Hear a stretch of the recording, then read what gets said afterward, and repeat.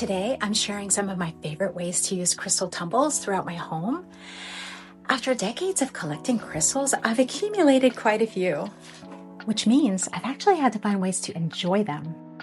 I'll show you all the creative ways I do that. I separated some of my tumbles based on their color, so when I'm working with a particular intention, it's easier to find them. Any extras that weren't in those bowls that I just showed you have made it to the Buddha bowl.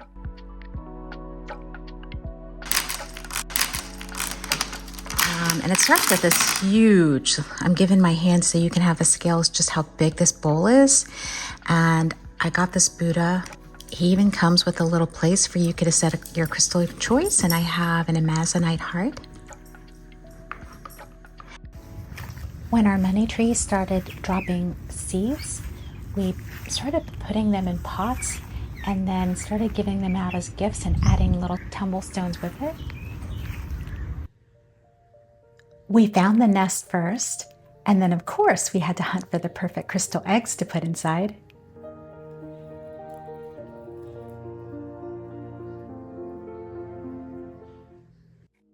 Another way I love using my tumbles is by creating crystal grids. This one I created with apricot agate and the intention of adding a little more harmony and peaceful energy into the world. And I love that I can actually use and enjoy some of the stones I've already collected.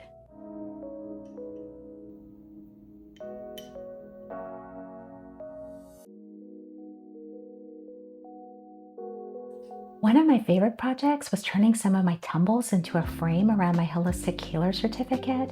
And this could easily be applied to frames of family and pets and things of that nature. And then there are the projects where the idea in my head and the reality don't exactly match right away anyways. Here's a potted plant that I repurposed. I had used it before, and then I had some small chipstones that I just glued at the parts where there was dirt. And then at its base, I also glued some chipstones.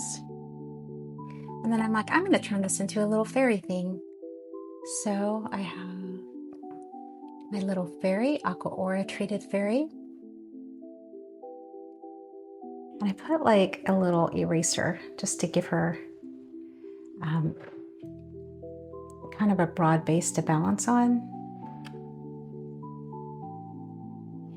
And then I got these Aqua Aura treated points, quartz points. I had something envisioned in my mind as to how I wanted it to look, but sometimes practicing it is it's not quite the same as I imagined. Maybe it'll turn out better than I imagined. There we go. If you guys have better tips as to how to work with this moss, I'd really be open to it. There we go. Now we're talking. Sometimes my tumbles end up in tiny fairy worlds outside. I started adding them around moss and little fairy pieces, and it became another fun way to actually enjoy the crystals I actually collected.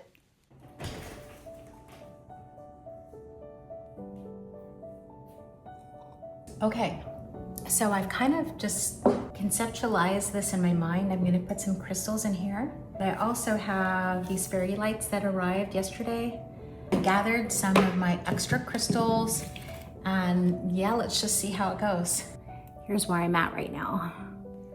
These fairy lights, I think, were $7 on Amazon, and those were just extra tumbles that I got. I think maybe I should have probably watched something first to get a clue as to what I'm doing, but why make my life easy like that? Okay, I am now starting over for the 5th time, it feels like.